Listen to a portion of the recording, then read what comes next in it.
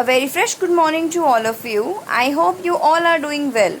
So welcome to the class of chemistry. I am Ayushi Sharma, your chemistry teacher. I hope you all are doing well and you are revising your syllabus and you all are doing your work in the notebook. Now, don't forget to like my video and subscribe my channel for further notification. Let's discuss this numerical which I have given you in the previous video first of all. In this numerical, it's given that a compound is having total mass 78 grams. In this compound, hydrogen is one of the element which has mass 12.4 grams. So in this numerical, we have to calculate the mass percentage of hydrogen in the compound. Let's see the solution of this numerical. First of all, we need to write the data which is given, that is total mass of the compound which is 78 grams and the mass of hydrogen is also provided, that is 12.4 grams. So to calculate the percentage of hydrogen in this compound, we have one formula, that is mass of hydrogen which is divided by total mass of the compound, and we have to multiply it by 100 to calculate the percentage. So 12.4 is the mass of the hydrogen divided by 78 and multiplied by 100. So after solving it, we get the percentage of hydrogen as 15.9%. Let's understand the statement of law of constant proportion one more time. According to this law, whenever there is a formation of compound, the same type of elements are present which are combined in the fixed ratio by their mass, or we can say that their composition is always same. As we know that one compound can be formed by different ways, so whatever the way of the formation of compound is, the elements which are present in the compound are always combined in the fixed ratio by their mass. So on the basis of this theory, let's start with the numerical of type 2, in which we have to verify the law of constant proportion. And how can we verify this law? By proving that in both the experiments, the ratio of the elements of compound are always coming same. In this numerical, the formation of copper oxide is given in two different ways.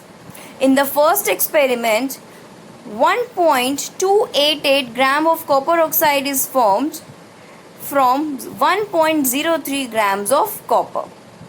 And in the second experiment, it is given that 3.672 gram of copper oxide is formed from 2.938 grams of copper.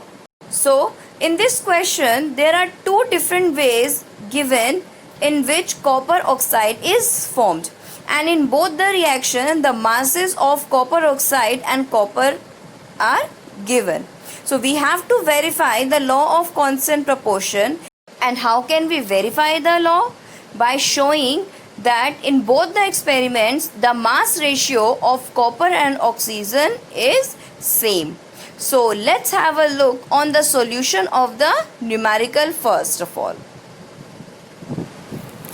Now let's start with the solution of the numerical. As I have already told you, what we need to prove in the numerical, that in both the experiments the ratio of copper and oxygen should be same. Let's begin with the solution. Okay. So first of all, I have written the mass of copper which is already given, that is 1.03 grams. Okay. The mass of copper oxide is given 1.288. But to find the ratio of copper and oxygen, we need the masses of both, that is copper and oxygen. But here the mass of copper is provided, but the mass of oxygen is not given. So first of all, we have to find out the mass of oxygen. And how can we find out the mass of oxygen? Naturally, by subtracting the mass of copper from the total mass of copper oxide, because copper oxide is a compound which contains copper and oxygen. So here, to calculate the mass of oxygen, I have written first of all the mass of copper oxide minus the mass of copper. So here we are having the mass of oxygen, that is 0.258 grams. Okay. Now the next step will be the finding of ratio of copper and oxygen. Okay. So to find out the ratio of copper and oxygen, what we have to write? Yes, the mass of copper ratio the mass of oxygen. Okay. Now we have to move the mass of oxygen in the denominator of the mass of copper, and when we move this in the denominator of mass of copper, here we are left with 1. You have to write here 1. Okay. Now when you solve this numerical, that is this numerator and denominator, when you divide the numerator with this denominator, you will get the answer 4. So in total, what will be the value? We will be getting 4:1. So in the experiment number 1, we have got the ratio of copper and oxygen as 4:1. Let's find out if the ratio will be same in experiment number 2 or not. Now let's come to the experiment number 2. In experiment number 2, again we are having the data, that is mass of copper, which is given 2.938 grams. Okay. And the mass of total copper oxide is provided, that is 3.672. Fine. Again, what we need to find out? The mass of oxygen. And how can we find out?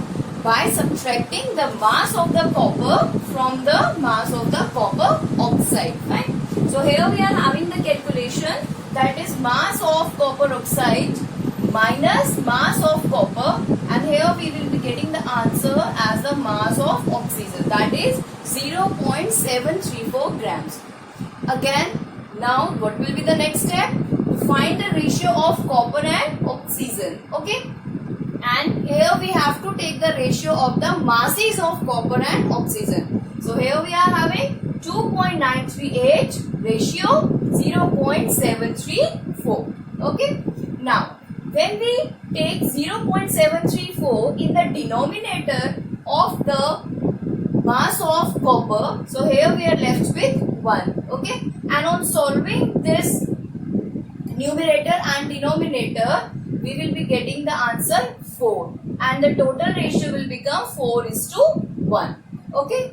And if you have remembered, in the experiment number 1, the ratio of copper and oxygen has come 4:1. So in both the experiments, the ratio of copper and oxygen is same, that is 4:1. So here we have already proved that the ratio of copper and oxygen in copper oxide is same, whatever the way of the formation of copper oxide is. So here we have already proved the law of constant proportion. I hope you have understood how we need to do this numerical. So, time for an assignment. On the basis of today's numerical, I have given you one more numerical to practice. Fine. Let's have a look on this numerical. Again, in both experiments, the formation of copper oxide takes place, and the masses of copper oxide and copper are provided in both the experiments.